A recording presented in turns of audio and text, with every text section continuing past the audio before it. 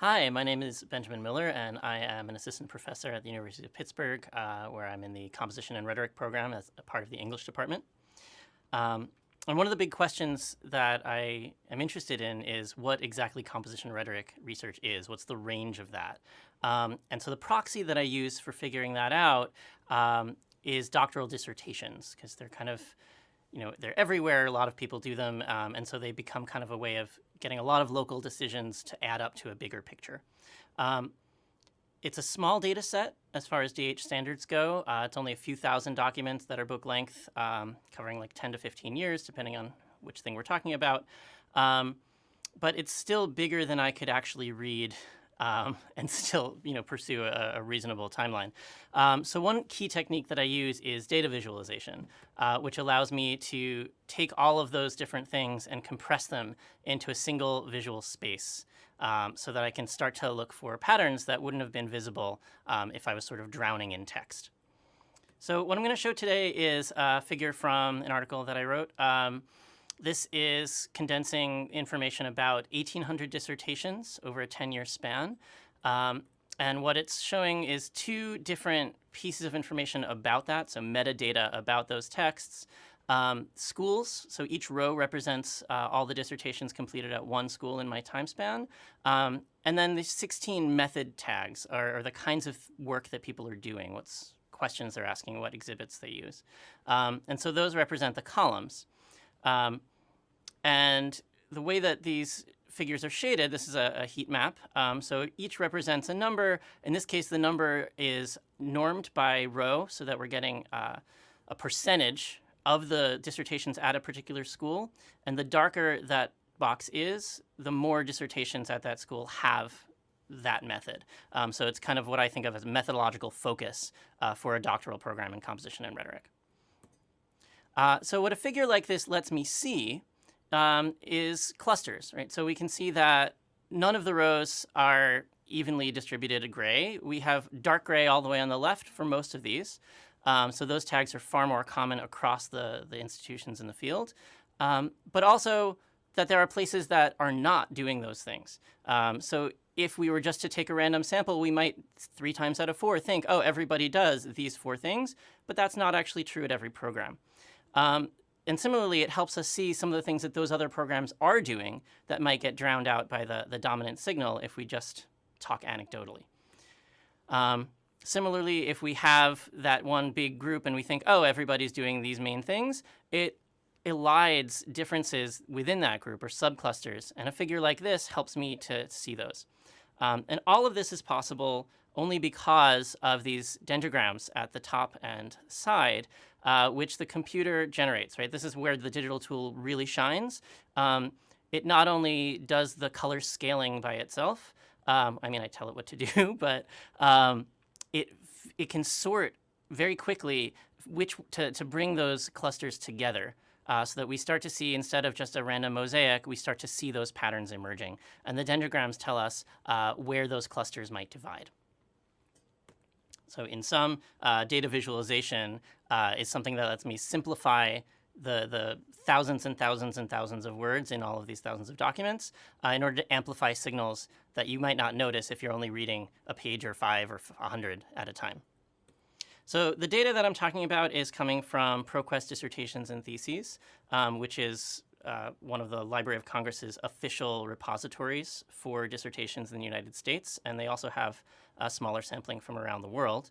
And I wrote to them and said, hey, I want to do this research. And they said, well, what do you need? And ultimately, they sent me a stack of DVDs with full text PDFs, and also a MARC file, which is a special library format that gives all sorts of cataloging information and is really kind of arcane, actually, which brings us to the process that where do I go from what they gave me to getting a figure like that? So the first thing is I have these files, and I said, I have no idea what I'm looking at. And I went down to the library, and I talked to the librarians there, and they helped me find this software called MarcEdit, which can do a lot of transformations on those things, including getting it into something a little more readable, like tab-separated values, which I can then open basically as a spreadsheet. with columns representing each of the different cataloging fields, and then rows representing the values for each of the different documents. With that kind of more translatable format, I can take it into OpenRefine, which is a really cool tool. Here's their open website, openrefine.org, which, as it says, is a tool for working with messy data. You can clean it, you can transform it, you can extend it. And that lets me, for example, trim all the white space or filter it on various things. Like I can count easily the number of different departmental names that appear in the data set, or find all the institutions, and maybe they're slightly differently worded in one place than another. It might say Ohio State University one place and Ohio State campus somewhere else. And then I can tell it to merge those things. And once again, I can export that in a value that I can open using something more basic, like Excel or Google Sheets, which is where I actually went through and added all of those qualitative methods tags that we saw. That was not something that was part of the original data set. Instead, I used Excel to add, to read through all of the abstracts and add these little codes in that methods terms column there. The advantage of doing something here is it's familiar. I can stretch the size of that box to make it easy to read, which is something that OpenRefine is not great at. If I'm reusing labels, it has autocomplete that works well. It is a relatively basic program, so it will slow down if the file size starts to get too large.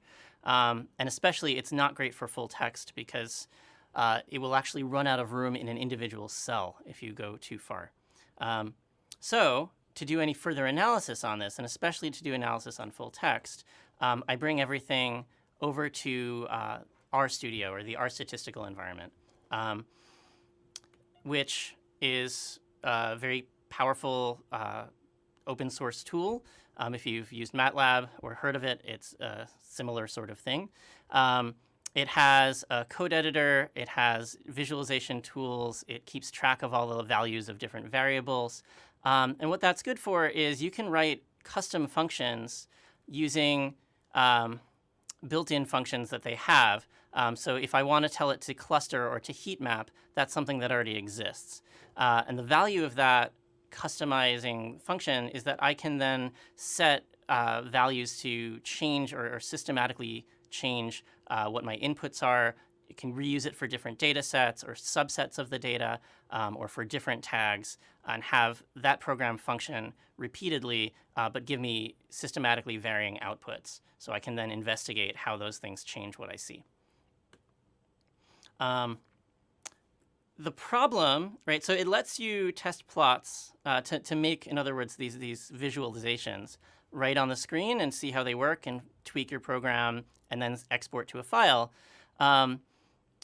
I see I've forgotten where I was going. That's fine. It is a pretty steep learning curve, it's true. It helps if you've had a prior programming background. I'll talk more at the end, I think, about how I learned how to do this. But what I was starting to say was that the scripts that come out, the plots, are not necessarily what you would want to share with the world. Here is an original output of the same data figure I showed at the beginning. And you'll notice that the school labels completely overlap. There's a thing here that talks about how the shading works that's just right across the figure itself. It's telling us repeatedly that these are averages, even though we only need to say that once. And so I take it out of R as a PDF, and I bring it into an image editing software like GIMP or Inkscape, which then lets me go in and modify those things to my heart's desire, bring the labels into larger fonts, move the labels so that they're actually adjacent to the dendrogram so I can start to see what those clusters are labeling. I think that's a lot easier to breathe. So that's where we are. I've got some additional resources that will appear alongside this video, if I understand correctly, including some links to books on how to learn R, as well as inspiration for OpenRefine and flowingdata.com, which is just this site of beautiful visualizations from around the web. And if you have any questions, please do email me. My contact information is there. But if you're only listening, it's millerb@pitt.edu, and I'm happy to talk to you more about any of this. Thanks.